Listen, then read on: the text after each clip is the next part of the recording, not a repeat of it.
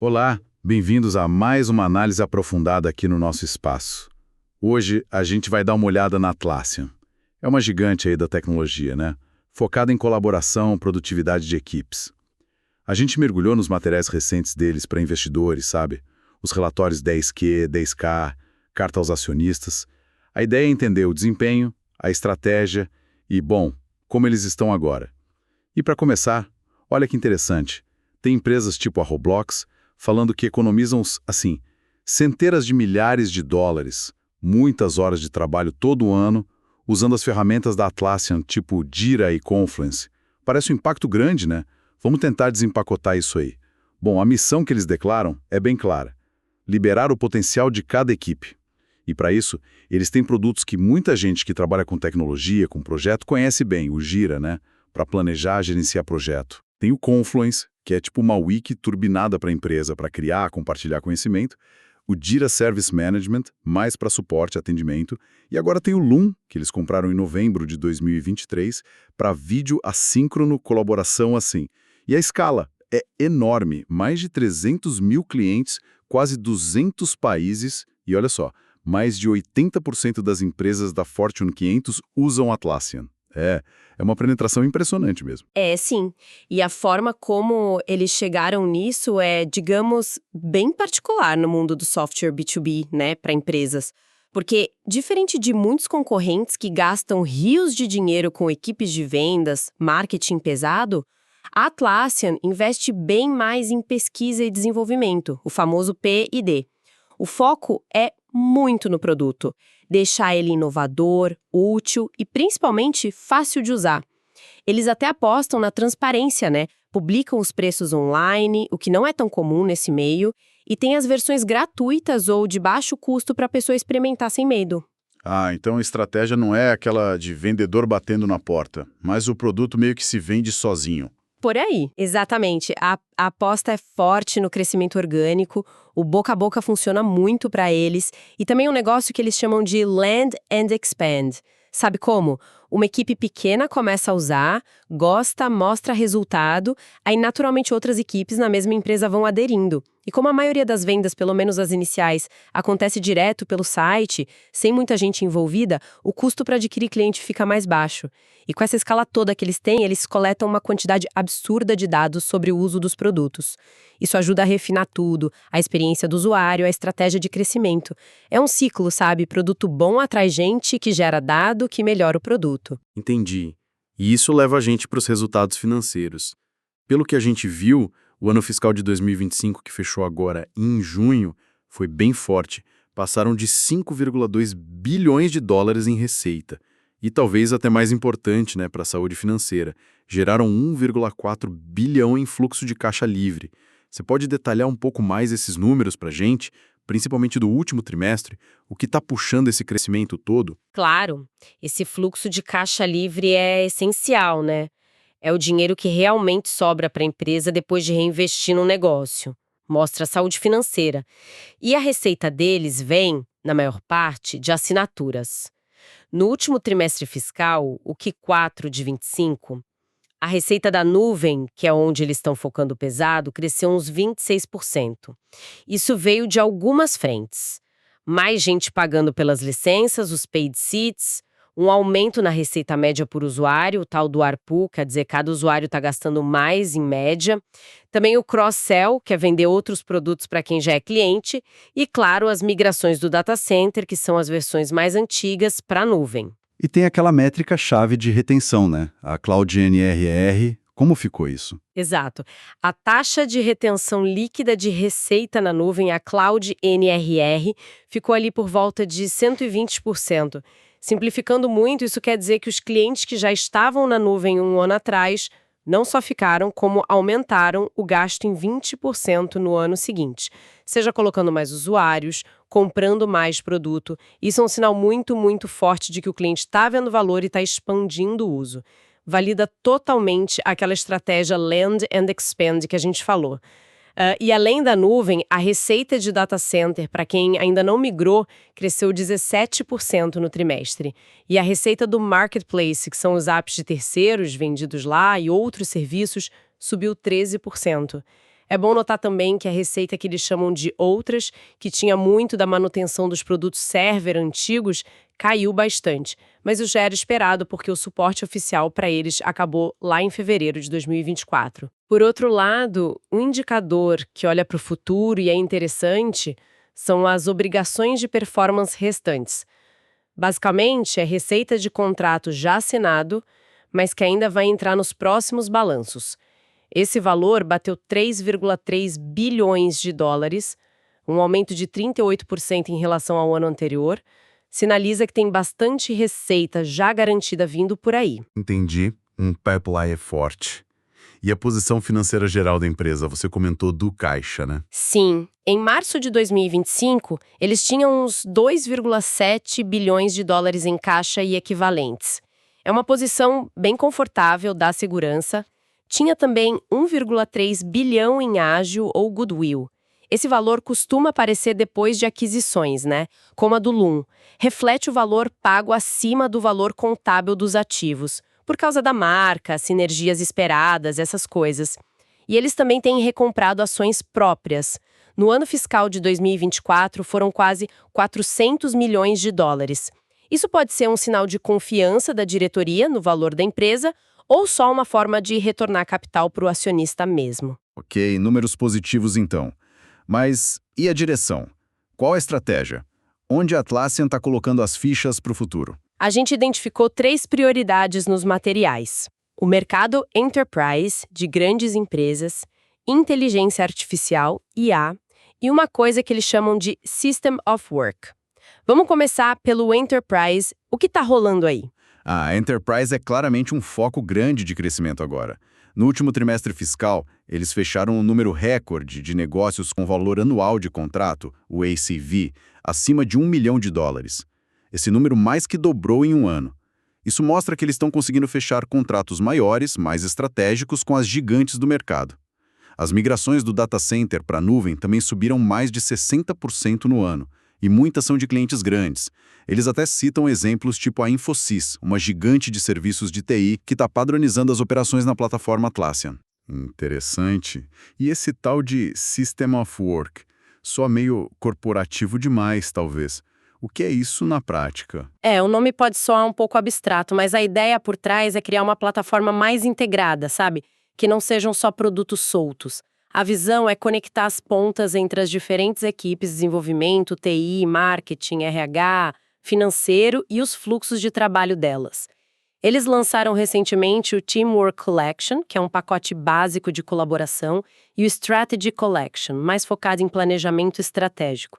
O objetivo é derrubar os silos entre as áreas, sabe? Consolidar ferramentas, porque hoje as empresas usam um monte de app diferente, e fazer o trabalho fluir melhor dentro da plataforma Atlassian. A ambição final parece ser o que eles chamam de adoção wall-to-wall, ou seja, a Atlassian será a espinha dorsal da colaboração na empresa inteira, não só em alguns times. Faz sentido tentar unificar tudo. Mas essa ambição de ser a plataforma para tudo não tem o risco de complicar as coisas? De ir contra aquela simplicidade inicial que fez eles crescerem tanto? Essa é uma tensão bem interessante mesmo e acho que vale a pena voltar nela depois. Mas antes, a terceira prioridade: inteligência artificial. Eles lançaram o Rovo, que é um agente de IA integrado nas ferramentas deles. E os números de adoção parecem bons, né? Chegaram a 2,3 milhões de usuários ativos mensais de IA. Isso é mais de 50% de crescimento em um único trimestre. E as interações com a IA na plataforma multiplicaram quase 20 vezes em um ano. A promessa é ajudar o usuário a achar informação relevante para o trabalho dele, automatizar tarefas. Eles também falaram de uma parceria com o Google Cloud para IA. Caramba, 20 vezes mais interações em um ano é muito. Mas assim, além das interações, já dá para ver um impacto claro dessa IA na produtividade, nos resultados dos clientes, ou ainda é meio cedo para dizer? Ótima pergunta. A Atlassian posiciona a IA mais como uma camada, que potencializa as outras prioridades, sabe? Não tanto um produto isolado. A IA ajuda a conectar informações, automatizar fluxos dentro daquele System of Work, deixando a visão mais poderosa. E agrega valor para as ofertas enterprise, para as grandes empresas, que estão sempre atrás de eficiência, de inovação. O impacto concreto, medido em números, talvez ainda esteja aparecendo.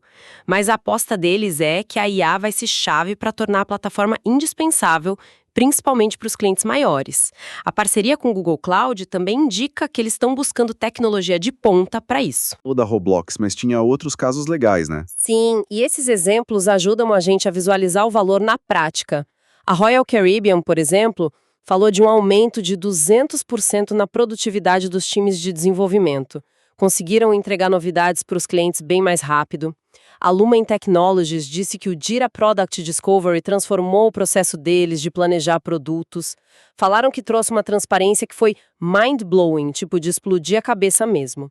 A Doodle, aquela das ferramentas de agendamento, destacou ganhos em colaboração mais aberta usando o Confluence Cloud. E teve a Dropbox também, né? Com uma economia bem grande. Exato. A Dropbox conseguiu reduzir o custo que eles estimavam para montar e entregar novas equipes de dev de 2,8 milhões de dólares para 600 mil, usando Jira e outras ferramentas da Atlassian para desenvolvedores. Até no setor público tem exemplo.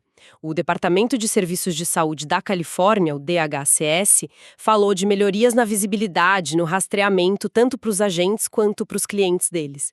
Esses casos mostram que o valor não é só a funcionalidade do software, é como ele otimiza processos, economiza dinheiro, tempo e, no fim, melhora o resultado do negócio do cliente mesmo. Esses exemplos são fortes, sem dúvida. Mas sendo justo, será que não são só os casos de sucesso escolhidos a dedo? Ou isso reflete uma experiência mais geral? É natural que toda empresa destaque seus melhores casos, né?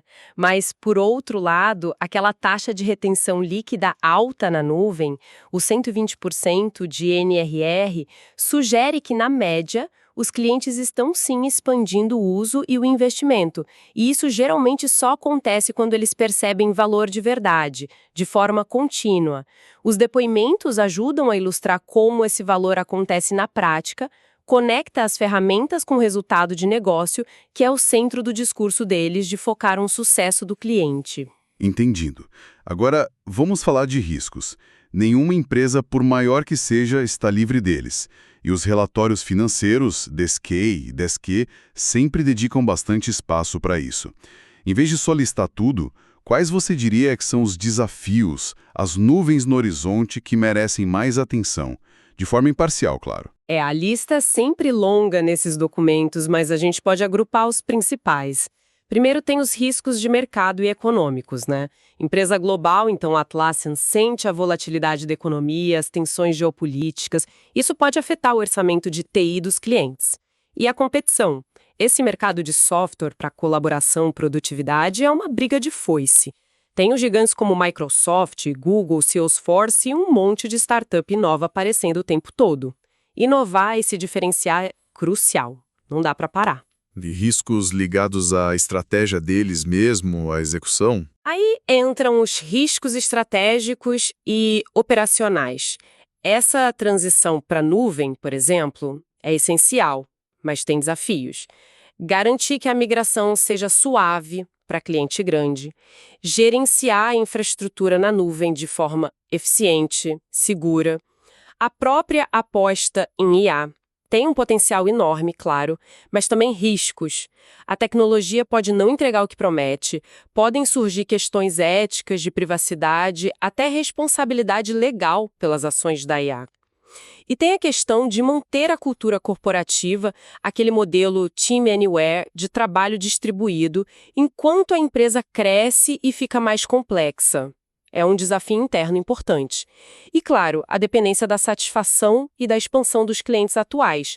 Se a retenção cair, o modelo todo de crescimento sente o baque. E a parte de regulação, leis, a gente viu um monte de sigla lá. Sim, os riscos regulatórios e legais só aumentam para qualquer empresa de tecnologia global.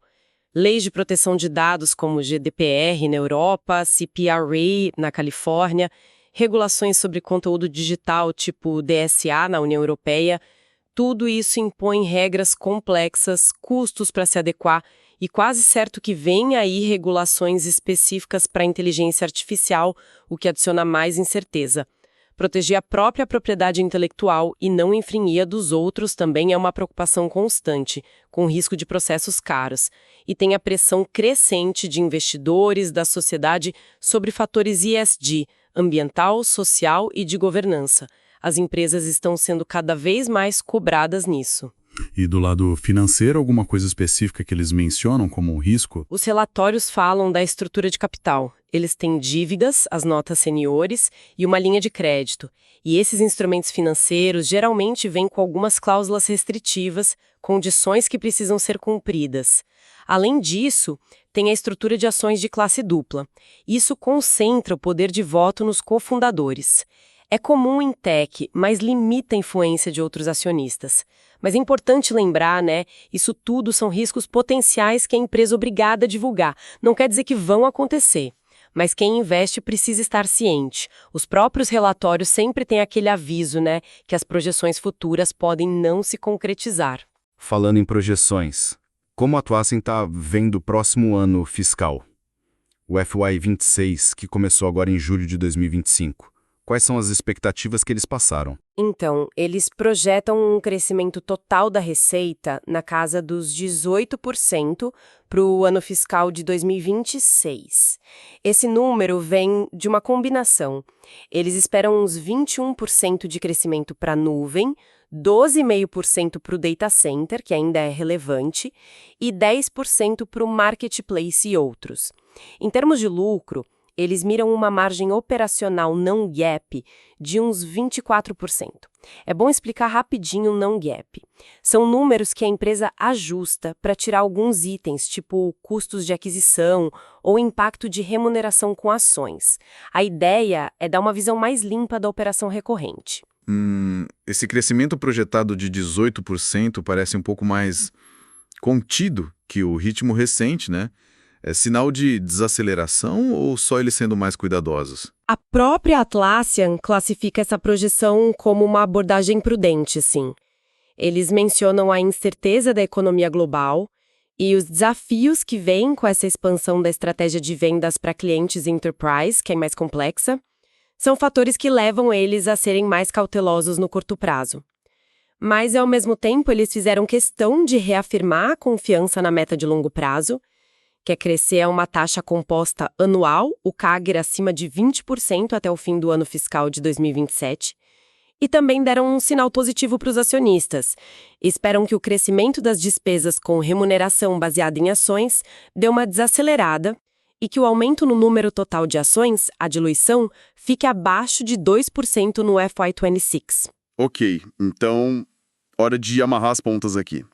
Se a gente fosse resumir o que a gente aprendeu sobre a Atlassian com base nessas fontes todas, o que a gente diria? Olha, eu diria que a Atlassian se mostra como uma empresa com um modelo de negócios que funciona, focado no produto, e que continua entregando crescimento forte, lucro sólido, principalmente na nuvem, a execução das prioridades estratégicas deles, ganhar cliente grande da enterprise, integrar IA de forma útil, construir o System of Work, parece estar no caminho certo e já mostrando resultado para os clientes, e a escala global deles é realmente impressionante. É verdade, mas como a gente discutiu, não é um mar de rosas.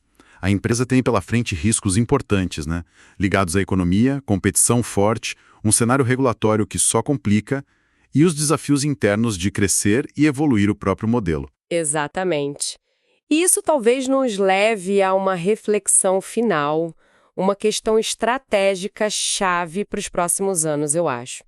A Atlassian cresceu muito na base da simplicidade, do autoatendimento, daquela adoção viral fácil, com custo baixo de venda. Agora que eles miram cada vez mais no mercado enterprise e trazem soluções mais complexas como o IA, o System of Work, que naturalmente pedem mais customização, mais consultoria, um suporte mais intenso, como eles vão equilibrar essa herança de simplicidade e eficiência com essas novas demandas? Será que dá para atender esses clientes maiores sem perder a agilidade, a cultura que fez eles serem diferentes? Ou sem inflar demais os custos? Gerenciar essa tensão aí vai ser crucial para eles. Uma pergunta fundamental mesmo para o futuro da Atlassian. Bom, com isso, a gente encerra a nossa análise detalhada de hoje, baseada nas fontes que a gente explorou,